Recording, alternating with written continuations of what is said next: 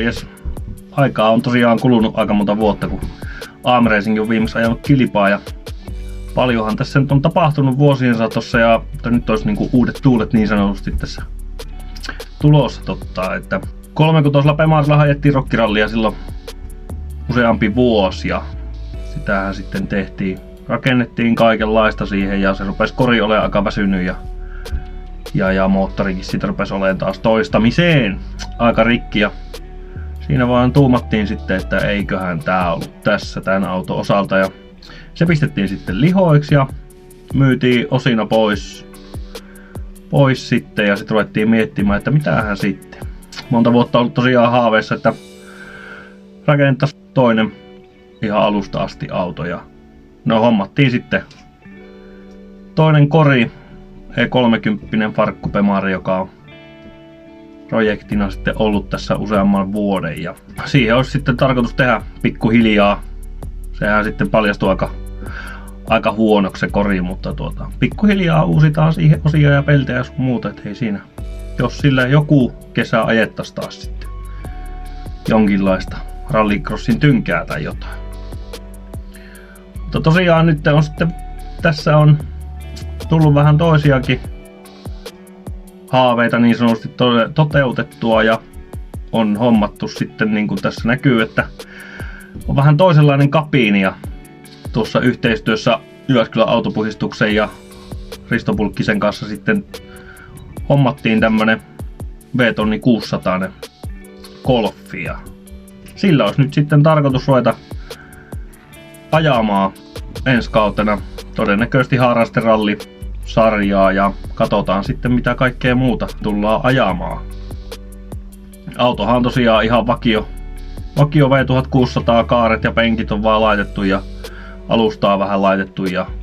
mutta muuten ihan täysin vakio sitten ja rallitouhuun kun lähtee tälleen mukaan niin tukijoitakin pitää olla sitten. Eihän tätä nyt itekseen pysty pyörittämään eikä mitään ja Alaisen Konstan kanssa toki ollaan tätä projektia veetty tässä, että päämekanikkona siinä ja tuleva kartturi tulee olemaan sitten vieressä, niin sen kanssa ollaan rakennettu paljon tässä ja sitten on sponsorihommia ollut mukana paljon tässä Golfin mukana tai paljon, mutta jonkin verran ja Jyväskylän autopuhdistus tosiaan on ollut suurimpana sponsorina tässä hommassa ja KS Motors on myös ollut sitten tukemassa hommaa kanssa kaikenlaisia nippelejä, nappeleja ja avuin ja Sisä-Suomen jäähdytys on tullut mukaan kanssa. Sieltä kautta tulee paljon apuja. Sekä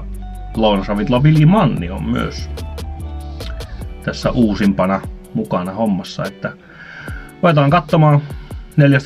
14.10. mennään Liepeille ajamaan ensimmäinen kisa ja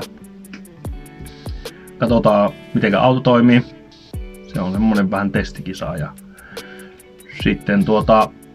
kunhan talvi koittaa niin ruvetaan talvikaudella ajamaan sitten todennäköisesti harrasterallisarjaa ja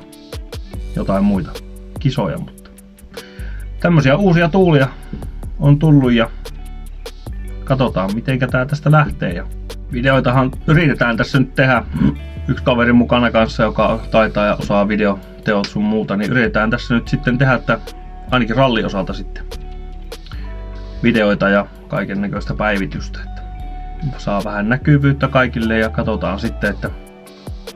minkälaista saadaanko tallitouhusta jotain tai mitenkä tästä nyt intoudutaan. Katsotaan, mutta hauskaa tulee olemaan. Sen lupaan kyllä. Mutta näillä eväillä ei muuta kuin